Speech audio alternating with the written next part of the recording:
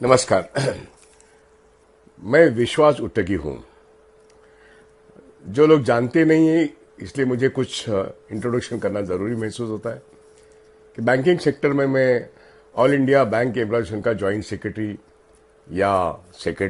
या vice president रह चुका हूं और महाराष्ट्र में Maharashtra state bank employees federation का जनरल सेक्रेटरी भी रह चुका हूं। हाँ, United forum of bank unions का महाराष्ट्र का कुछ सालों तक कन्वीनर भी रह चुका हूं। मैं ये इसलिए कह रहा हूं कि अभी लोकसभा की जो इलेक्शंस है, ये इस इलेक्शन में 20 तारीख, 25 तारीख और 1 जून अभी 3 राउंड्स है। 4 राउंड्स हो चुके। इस देश की जो मौजूदा सरकार है वो भारतीय जनता पार्टी और उसके जो 2 कंट्रोलिंग पॉइंट्स है, एक प्राइम मिनिस्टर नरेंद्र मोदी और होम मिनिस्टर अमित शाह, ये है। हम ये देख रहे हैं कि पिछले 10 साल में ये जो आर्थिक क्षेत्र जो है या फाइनेंशियल सेक्टर है, जिसमें बैंक्स है, इंश्योरेंस है, जनरल इंश्योरेंस है, जिसमें कैपिटल मार्केट है, इसके बारे में जो नीतियां तय की गई वो इस देश के हित में नहीं है। 70-75 साल में इस देश में बैंकों का नेशनलाइजेशन 65 में हुआ, स्टेट बैंक ऑफ इंडिया का नेशनलाइजेशन 1955 में हुआ।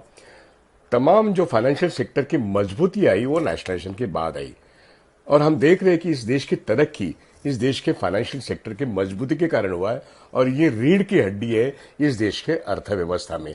अब पिछले 10 साल में इसकी बहुत बड़ी अवहेलना हो गई है। हम जानते हैं कि जितने सारे बजट प्रावधान थे वो अब हमने देखा कि 28 बैंक थे, उसमें से 12 बैंक कंसोलिडेशन के प्रोसेस में आ गई और ये अभी ऑलरेडी तय हो गया कि आईडीबीआई बैंक बेची जा रही है। वो बिकी नहीं है, वो अलग बात है, लेकिन ये सरकार अगर वापस आती है, नहीं आएगी, ये मैं बोल रहा हूं, आज के ओपिनियंस पोल बोल रहे हैं, लेकिन हमको 20 तारीख को, 25 तारीख को और 1 जून को इस गवर्नमेंट को वापस आने में रोकना है। और इसलिए मेरी अपील ये है आप सब लोगों से कि आप फाइनेंशियल सेक्टर की जो हालत खराब है इसको मद्देनजर रखते हुए हमको मोदी के जो नुमाइंदे 20 तारीख को, 25 तारीख को और 1 जून को जो जहां कहीं भी हो, चाहे बंबई है या दिल्ली है या बंगाल है, बिहार है, यूपी है, जहां पर अभी इलेक्शंस होना बाकी है, हम चाहते हैं कि मध्यम वर्ग जो इस देश के पब्लिक सेक्टर और इस देश की खास करके फाइनेंशियल सेक्टर, बैंकिंग सेक्टर से इनको नौकरियां मिली, इनकी जिंदगी बेहतर हुई और देश की हालत बेहतर हुई। इस देश की हालत जिस पब्लिक सेक्टर की वजह से बेहतर हुई, उस पब्लिक सेक्टर को खत्म करना और बेचना, इसलिए पिछले साढ़े 9 या 10 बजट में ये मोदी सरकार का काम रहा है। इसलिए मैंने कहा कि 28 बैंक से उन्होंने 12 बैंक बना दी। अब वो खुद कह रहे हैं कि हमको 3 या 4 बैंक रखने हैं और बाकी सब बैंक हम डिस्पोज ऑफ करेंगे। एक डीमोनेटाइजेशन का एक हमने देखा दौर, जिसमें इस देश में बहुत बड़ा स्कैम हुआ। हम जानते हैं कि वो एक बोगस है, जो ब्लैक मनी को व्हाइट करने का तरीका था। उसके बाद हमने देखा कि जिस गलत ढंग से जनधन अकाउंट्स की व्यवस्था, कुछ चंद लोगों को पैसा देना इलेक्शन के वक्त, और वो एक करप्ट सिस्टम जहां पर कोई कैग नहीं है। हमने ये भी देखा कि बैंकों में जिस ढंग से 16 लाख करोड़ का राइट ऑफ हुआ है, बहुत गिने चुने कारपोरेट्स के राइट ऑफ हुए, जिसके लिए फाइनेंशियल सैंक्शन आरबीआई और गवर्नमेंट ऑफ इंडिया देते रही। हमारे बैंकों के चेयरमैन किसी की नहीं सुनते थे, वो सिर्फ फाइनेंस सेक्रेटरी की सुनते थे। तो ये भाजपा ने सारे बैंकिंग सिस्टम और एलआईसी इसको अपने एक डिपार्टमेंट बना लिए।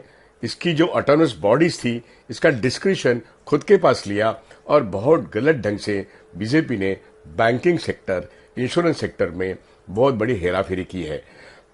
इंश्योरेंस सेक्टर में एलआईसी का इस ढंग से इस्तेमाल होता है कि कैपिटल मार्केट में जो शेयर्स खरीदने हैं या बाजार को संवारना है, तो इंश्योरेंस एलआईसी को आगे किया जाता है।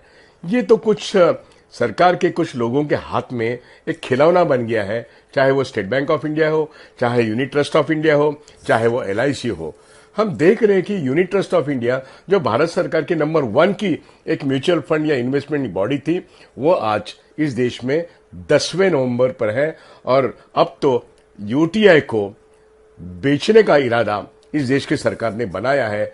बहुत सारी कोशिशें हुई, आज तक तो भारत सरकार का एक जिसको कहते हैं अंडरटेकिंग है। UTI is controlled and owned by the government of India, लेकिन रेगुलेटरी टर्म्स पे उसको प्राइवेट सेक्टर बताया जा रहा है।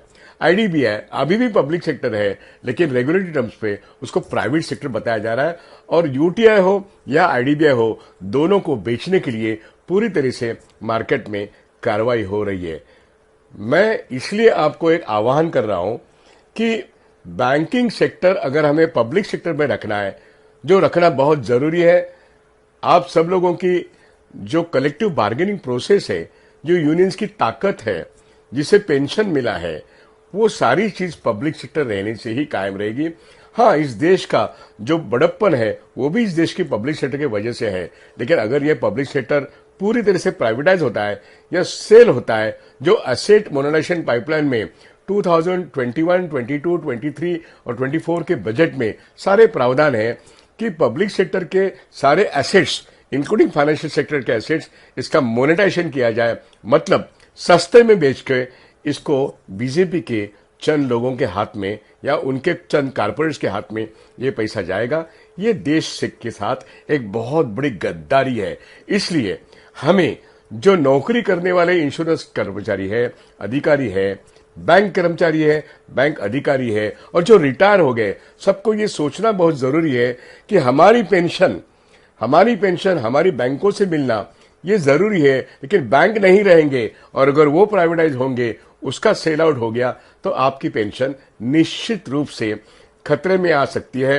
वो as it is pension operation खतरे में तो आ ही गई है और हम सब उसका कारण जानते हैं। लेकिन आज मैं जो आपसे एक अपील करना चाहता हूं, ये सरकार एक तानाशाही सरकार है। इस देश के संविधान को ये सरकार मानती नहीं है, इसलिए रिजर्व बैंक ऑफ इंडिया हो या सुप्रीम कोर्ट हो या जितने भी ऑटोनमस बॉडीज या रेगुलेटिंग बॉडीज है, इनको उन्होंने तोड़ मरोड़ के रखा है, चाहे आपकी सेबी हो। इसीलिए तो हिंडनबर्ग का रिपोर्ट आने के बाद भी सेबी ने अदानी को बचाने का काम किया है। आज अदानी के पास हमारे सारे पोर्ट्स गए हैं, हाँ, और बहुत कुछ पब्लिक सेक्टर उनको हैंडओवर किया गया है।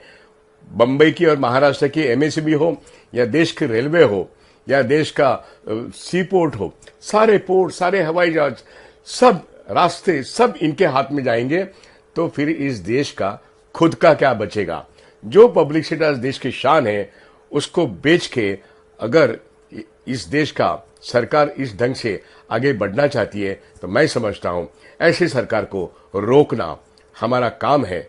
और इसलिए महाराष्ट्र हो या इस पूरे देश का जो बचा हुआ 3 राउंड्स है इलेक्शन में, हमको इस देश को बचाने के लिए, संविधान और संविधान के फंडामेंटल राइट्स के बचाने के लिए, संविधान इस देश के लोगों को एक जीने की गारंटी देता है, लेकिन मोदी की गारंटी इस देश के सिर्फ अदानी और अंबानी जैसे कुछ कारपोरेट्स के लिए है। तो देश का संविधान बचाना, ये डेमोक्रेटिक सिस्टम बचाना, और डेमोक्रेटिक सिस्टम में सारे ऑटोनमस जो डेमोक्रेटिक ऑटोनमस सिस्टम है, जो एक जैसे सुप्रीम कोर्ट है, इलेक्शन कमीशन है, जैसे आरबीआई है, जैसे सेबी है, जैसे आईआरडीए है, हमारी सारी पब्लिक सेक्टर इंस्टीट्यूशंस है, इनको बचाना है तो हमको इस गवर्नमेंट को वोट डाउन करना पड़ेगा। हमारा वोट, हमने बहुत सारे इकोनॉमिक बेनिफिट लोगों को दिलवाए हैं, लेकिन हमारे मेंबर्स का वोट, मध्यम वर्ग का वोट, ये बीजेपी को गया है। ये हम पिछले 30-35 साल से अच्छी तरह से जानते हैं।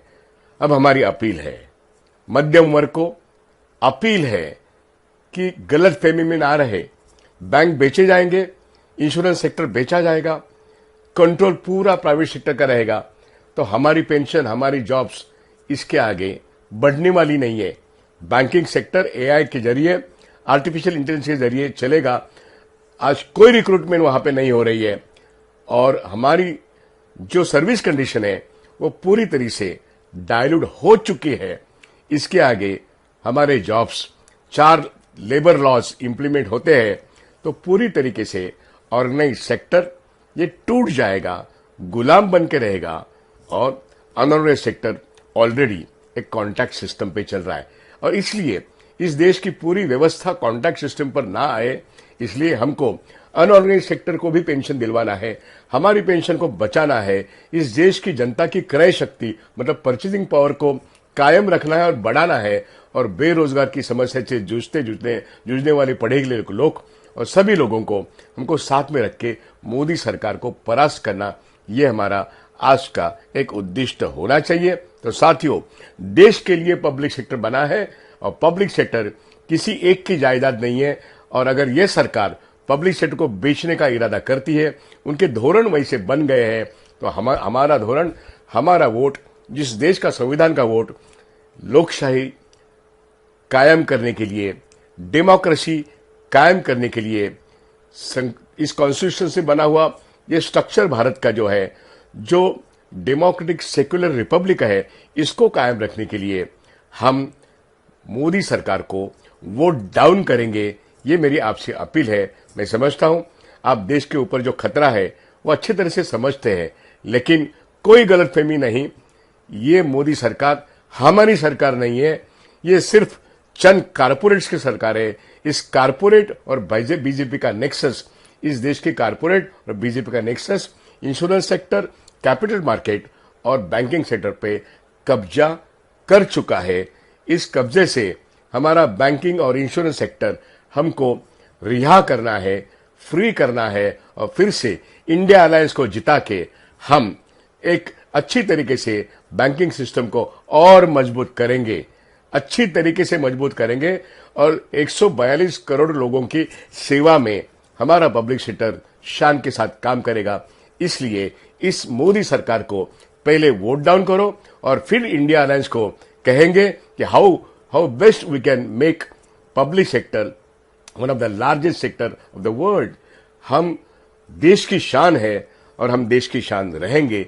बस इसलिए मोदी सरकार को भगाएंगे, और मेरी तो स्लोगन है, जाएगा तो मोदी ही, आएगा तो इंडिया ही। धन्यवाद। मेरी अपील ध्यान से सुनिए, देश के लिए मैं ये बात कर रहा हूं।